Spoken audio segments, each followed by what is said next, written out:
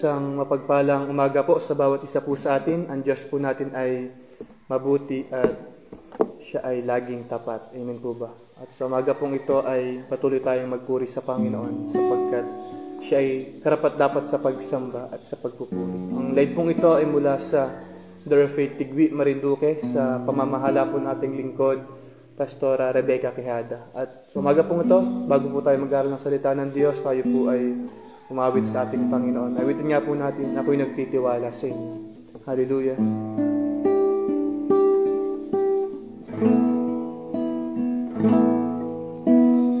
Ako'y nagtitiwala sa inyo, kalakasan ko'y nanggagaling sa iyo.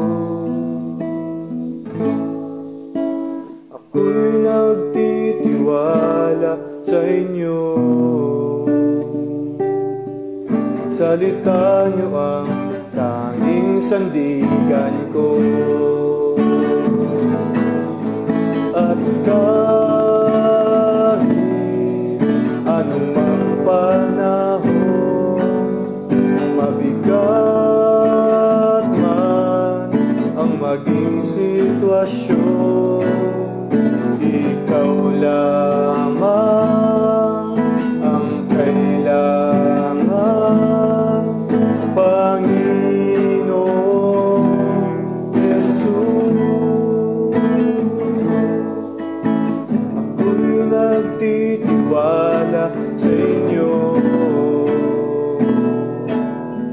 kalakasan ko'y nanggagaling sa inyo. Nagtitiwala sa inyo, salita niyo ang tanging sandigan ko. At kahit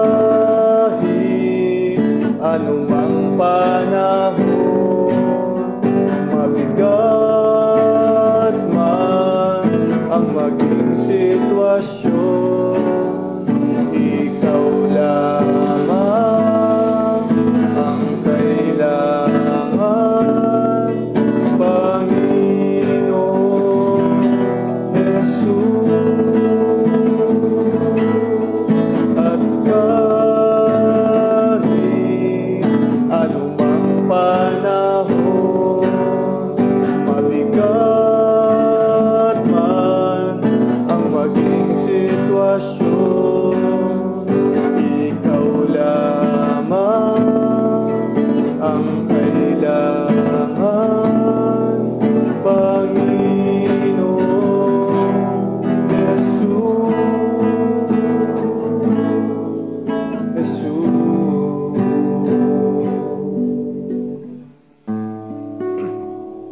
Salamat sa Panginoon. Tayo po ay manalangin. Panginoon, salamat po sa umaga pong ito. Kayo ay Diyos na banal, na laging sumasama sa amin.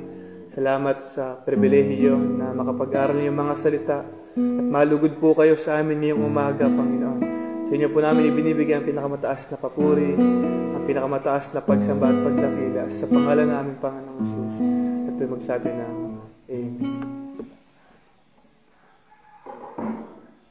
Puringin po ang Panginoon sa umagang ito at kung bakit ang bawat isa sa atin ay nakatatayo, kung bakit ang bawat isa sa atin ay nakapagpapatuloy sa paglilingkod ay dahil lang talaga sa Panginoon. Amen po ba?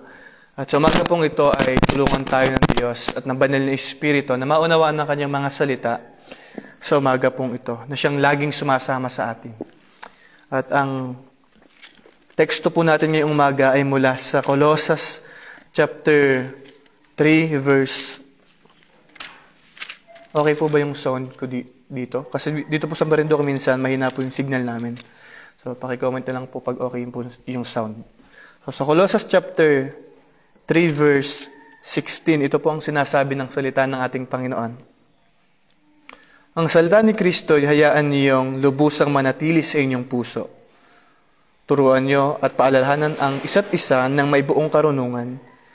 Buong puso kayong umawit ng mga salmo, mga himno at mga awiting espiritual na may pagpapasalamat sa Diyos. At anuman ang inyong gagawin o sasabihin, gawin niyong lahat sa pangalan ng Panginoong Hesus, at sa pagitan niya ay magpasalamat kayo sa Diyos Ama. At ito po ang salita ng ating Panginoon na pag-aaralan ngayong umaga.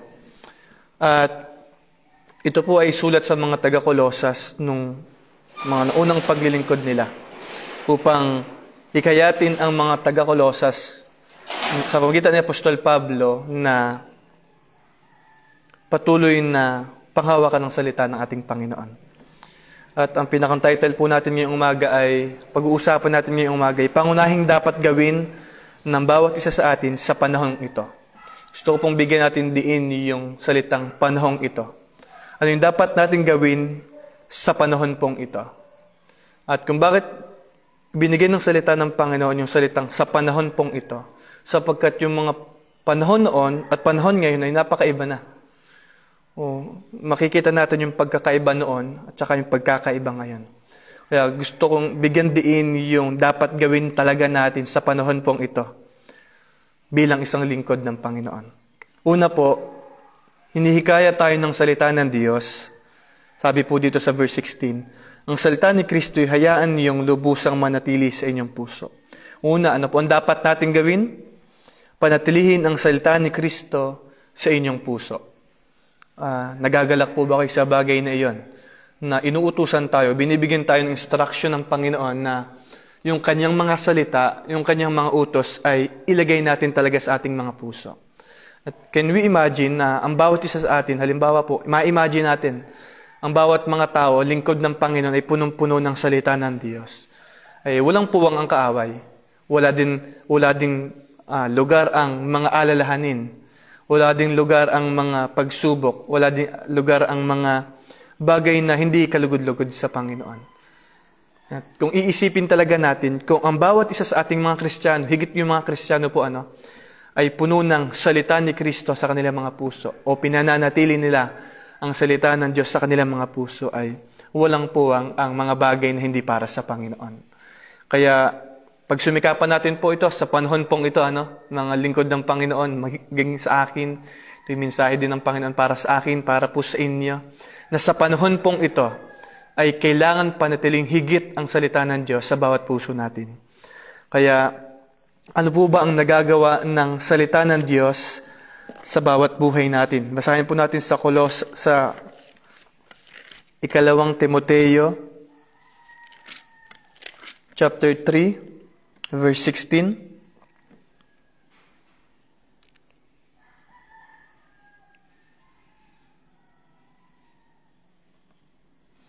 Sabi po dito, mula pa sa pagkabata, alam mo na ang banal na kasulatan, na may kapangyarihang magbigay sa inyo ng karunungan tungo sa kaligtasan sa magitan ng kay Kristo Jesus.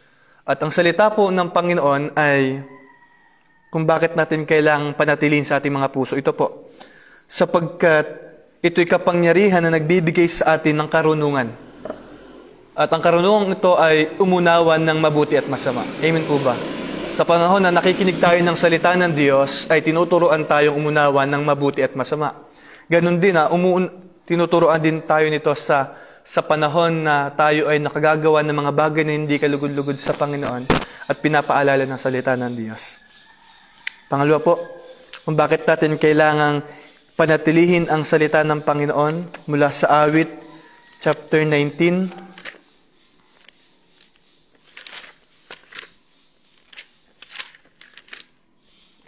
verse 7 to 8, ito po ang salita ng Panginoon. Ang batas ni Yahweh walang labis, walang kulang. Ito'y nagbibigay sa tao ng panibagong kalakasan. Ang mga tuntunin ni Yahweh mapagkakatiwalaan, nagbibigay ng talino sa payak na kaisipan. At ito po, kung bakit kailangan natin panatilihin ang salita ng Diyos, sabi po doon ay, ito'y nagbibigay ng kalakasan o bagong kalakasan sa isang Kristiyano. Amen po ba? Naniniwala po ba tayo sa bagay na iyon? Sa panahon na tayo nakaririnig ng salita ng Diyos, sa panahon na tayo ay nakapagbabasa ng salita ng Panginoon, alam niyo po yun, nararamdaman natin yung kalakasang espiritual. Kung nakikita natin, may mga pagkakataon, mahina yung ating physical na pangangatawan. Pero kung tayo puno ng salita ng Diyos, mararanasan natin yung kalakasan na mula sa Panginoon. Kaya yun po, kailangan nating panatilihin ang salita ni Kristo sa ating mga puso sapagkat nagbibigay lakas ito sa atin. Amen po ba? Pangalawang bagay po na hinihikayat tayong ni Apostol Pablo o ng ating Panginoon sa magitan ng kanyang mga salita. Sabi po dito sa Colossus chapter 16 pa rin. Sabi po dito, turuan nyo at paalalahanan ang isa't isa na may buong karunungan. Yun po, pangalawa. Hinihikayat tayo ng salita ng Diyos na turuan at paalalahanan ang bawat isa. Sa panahon pong ito. Gusto ko laging idugsong yung salitang sa panahon pong ito. At kung bakit ibinigay ng salita ng Diyos ang salitang sa panahong ito, ay kung makikita natin sa bawat sarili natin, sa pamilya natin, sa buhay paglilingkod natin, sa buong iglesia natin, ay napakahalaga ng pagpapaalalahanan sa isa't isa o pagpapaalala sa bawat isa. Ipaalala natin sa bawat isa na ang Diyos ay mabuti. Kung merong may sakit, ipaalala natin ang Diyos ay nagpapagaling. Kung ang bawat isa ay dumadating sa pagkalugmok sa mga problema, ipaalala natin na may pag-asa sa Panginoon.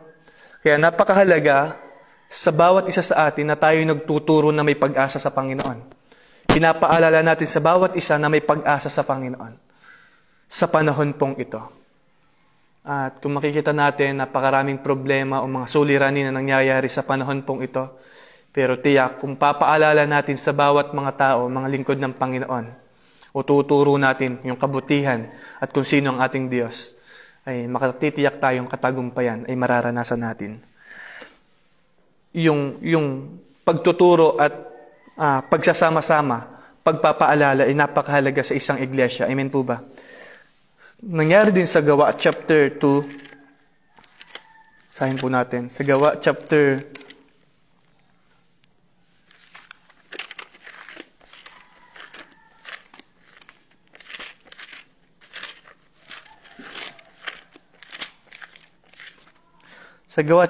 4, verse 32. Ito po yung ginagawa ng mga Kristiyano noong mga unang panahon. Nagkaisa ang damdamin at isipan ng lahat ng mananampalataya at di itinuring ninuman na sarili niya sa kanyang mga ari-arian, kundi para sa lahat. Taglay ang dakilang kapangyarihan ng mga apostol ay patuloy na nagpapatotoo tungkol sa muling pagkabuhay ng Panginoong Kristo. At sa masaganang pagpapala ay tinaglay nilang lahat. Walang kinakapos sa kanila, sapagkat ipinagbibili nila ang kanilang mga lupa at bahay at ang pinagbilhan ay pinagkakatiwala nila sa mga apostol. Pinamamahagi naman iyon sa pangangailangan ng bawat isa. At sa buong iglesia, o sa iglesia po natin, ay kailangan ng pagpapaalala at pagtuturo. At sa panahon na nagpapaalala tayo sa isa't isa, ay nabubuo yung nagkakaisang damdamin at isipan ng lahat ng mananampalataya.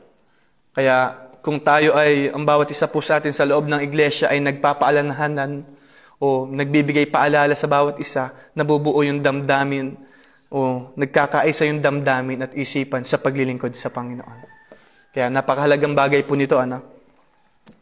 At sa Romans chapter 1 verse 16, ang sabi po doon ay, hindi ko ikinakahiya ang salita ni Kristo sapagkat ito ang kapangyarihan at ikaliligtas ng bawat isa sa atin.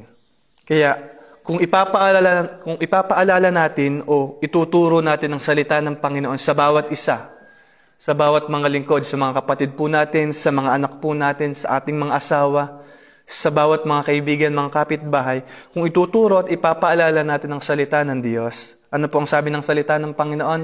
Ito'y kapangyarihang makapagliligtas sa atin. Amen po ba? Naniniwala po ba tayo sa bagay na iyon? Kung palalawakin natin, kung ituturo, ipapaalala natin ang salita ng Diyos, magdudulot ito ng kaligtasan sa iba. Kaya kung tayo, mga lingkod ng Panginoon, ay humahawak sa salita ng Diyos, huwag lang itong hawakan. Huwag lang natin ito panghawakan, kundi maibahagi natin, maipaalala natin, ituro natin sa bawat nasa paligid natin, sapagkat ito'y kapangyarihan ng Diyos na makapag-aakay sa kaligtasan. Kaya, pangatlo, Ano yung dapat natin gawin sa panahon pong ito? Ay buong puso kayong umawit ng mga salmo, mga himno at mga awiting espiritual na may pagpapasalamat sa Diyos. Ito po, yung pangatlong dapat gawin ng mga Kristiyano sa panahon pong ito, magpuri sa Panginoon. Oo, tayo ay kailangang magbasa ng salita ng Diyos, laging mag-aral ng salita ng Diyos, pero hindi natin pwedeng ihiwalay yung pagpupuri sa Panginoon. Hindi natin pwedeng ihiwalay yung pagtaas natin ng kamay sa Panginoon.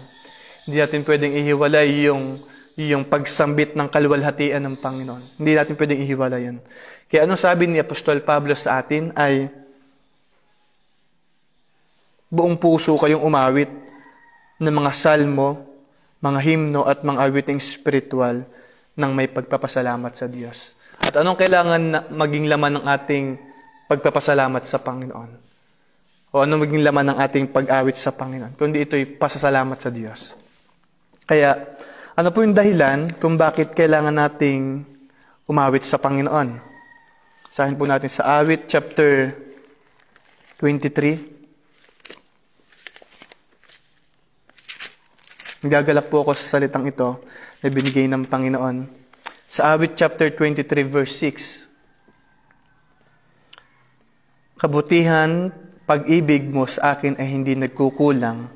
Siyang makakasama ko habang ako'y nabubuhay at magpakailanman sa bahay ni Yahweh mananahan. Kung ba't kailangan nating magpatuloy sa pagpupuri sa Panginoon, kung ba't kailangan nating purihin ang Panginoon, ito po ang salita ng Diyos. Kabutihan at pag-ibig niya sa akin hindi nagkukulang. Amen po ba? Ang pag-ibig po na ba ng Panginoon at ang kaniyang kabutihan ay nagkukulang sa atin? Hindi po. Kailanman hindi nagkulang ang pag-ibig ng Panginoon sa atin. Sumasagana pa nga sa ating tulad nating may mga pagkakataon tayo makasalanan sa harapan ng Panginoon. Pero sumasagana yung biyaya ng Panginoon. Sabi doon, ang pag-ibig, ang kabutihan mo sa akin hindi nagkukulang. Gagalak po ba kayo sa bagay na iyon? Purihin ng Panginoon. At ano pa? Bakit natin kailangan purihin ng Panginoon? Siya'y makakasama ko habang ako'y nabubuhay. At sa panahon ng ating pagpupuri, sa panahon ng ating pagtuturo, sa panahon ng pananatili natin ng salita ng Diyos sa ating mga puso, ito yung ginagawa ng Panginoon. Makakasama tayo habang tayo ay nabubuhay. Salamat sa Panginoon sa bagay na iyon. Purihin ng Diyos. Hindi magkukulang ang kabutihan ng Panginoon. Hindi magkukulang ang pag-ibig ng Diyos at lagi siyang sasama sa atin habang tayo nabubuhay. At pagkatapos ng buhay na ito, hallelujah, ay higit yung mararanasan nating kabutihan at pag-ibig ng ating Panginoon sa piling niya. Bilang kahululihan, sa panahon ng ating pananatili ng salita ng Diyos sa ating mga puso. Sa panahon ng pagpapaalala ng salita ng Diyos sa bawat mga kapatid natin sa Panginoon. Sa panahon ng pagpupuri, ano yung dapat natin gawin? Bilang kahulihan po, sa verse 16, sabi po dito, ano man ang inyong gagawin o sasabihin, gawin niyo lahat sa pangalan ng Panginoong Jesucristo at sa pamamagitan niya ay magpasalamat kayo sa Diyos Ama. Salamat sa Panginoon sa panahon ng pagtatanim natin ng salita ng Diyos sa ating mga puso. Sa panahon na ituturo at ipapaalala natin ang salita ng Diyos. Sa panahon ng ating pagpupuri sa bawat araw. Ang sabi po ng salita ng Diyos, ano man ang inyong gagawin, ano man ang inyong sasabihin, gawin nyo sa pangalan ng ating Panginoong Jesucristo. At yung lahat ng bagay ay gagawin natin sa pangalan ng ating Panginoong Jesucristo. Ano po ang sabi sa salita ng Panginoon? Ang lahat ng bagay ay nasa kapamahalaan ng Diyos. At katiyakan kung ang bawat gagawin natin, sasabihin natin, ay gagawin natin sa pangalan ng ating Panginoong Jesucristo, naroroon ang pagtatagumpay. At gusto po ba nating magtagumpay? Amen. Ang bawat isa atin ay gustong laging magtagumpay sa takbuhing ito. Walang hindi. Maging ang mga lingkod, ang mga pastor, mga manggagawa, mga membro, ang lahat, laging layunin natin ay magtagumpay sa Panginoon. Sabi ko nga po, lagi kong panalangin sa Panginoon, Ito po yung lagi kong sinasambit lagi pag ako nananalangin sa Panginoon. Panginoon at Banal na Espiritu, kailanman huwag niyo po akong iiwan. At yun yung lagi kong sinasabi sa aking panalangin. At dumating man kayo, Panginoon, ano man yung sitwasyon, ano man yung makapagpapahina sa aking espiritual, ano man yung makapagpapalayo sa akin, o Banal na Espiritu, huwag niyo po kaming iiwan. Ito po yung maging panalangin natin, mga kapatid ko sa Panginoon. Huwag nating hahayaang maiwan tayo ng Diyos at ng Banal na Espiritu sa panahon pong ito. Kaya salamat sa Diyos, ito po ang salita ng Panginoon, nawa po ay pinagpala tayo ng Diyos. Siya ay mabuti, malapit na po siyang dumating. Kung noon ay sinasabi ng mga lingkod na ang ating Panginoong Kristo ay malapit nang dumating, higit sa panahon pong ito. Mas malapit na po siyang dumating. At ang kailangan ng Diyos upang matagpuan sa ating mga puso ay salita niya, pagpapaalala at pagpupuri sa ating Panginoon. Kaya salamat sa Diyos, sa buong maghapon po, kasama po natin ng Panginoon, hindi yun babaliin o kakalimutan ng Panginoon. Sasama ang Diyos lagi sa bawat isa po sa atin. Tayo po ay manalangin. Salamat po sa inyo, Panginoon, sa umaga pong ito. Ang inyong mga salita ay pag-asa sa amin, hindi ito kabigatan, kundi ito'y pag-asa sa amin na kailangan naming mapanatili ng lubos ang inyong mga salita sa aming mga puso upang kami makapagtagumpay sa panahon pong ito. Pangalawa, Panginoon, ay magpaalalahan kami sa isa't isa, magturo ng inyong mga salita na may buong karunungan na mula po sa inyo upang kami makapagtagumpay at napakahalaga po sa inyo ng pagpupuri, pagpapasalamat sa inyong dakilang pangalan, Panginoon. Bless niyo po ang mga nakinig sa umaga pong ito. Hindi man kami magkakakilala, pero sapat yung biyaya po ninyo. Nagbibigay kayo ng pag-asa sa mga nawawalan ng pag-asa. Nagbibigay kayo ng kalakasan sa mga nanghihina, Panginoon. Salamat po. Turuan niyo po ang bawat isa na laging dumepende po sa inyo. Tulad ng aming mga panalangin, o Banal na Espiritu, huwag niyo po kaming iiwan sa anumang sitwasyon at anumang kalalagayan. Palakasin niyo nga po kami, Panginoon. Lagi po kaming magtitiwala sa magagawa po ninyo. Sa inyo po namin ibinibigay ang pinakamataas na papuri, ang pinakamataas na pagsamba at pagdakila sa pangalan namin, Panginoong Jesus. Amen. Purihin po ang Panginoon. Ito po, tapos na po ang ating pag-aaral ng salita ng Diyos. Sa Diyos po ang lahat ng papuri.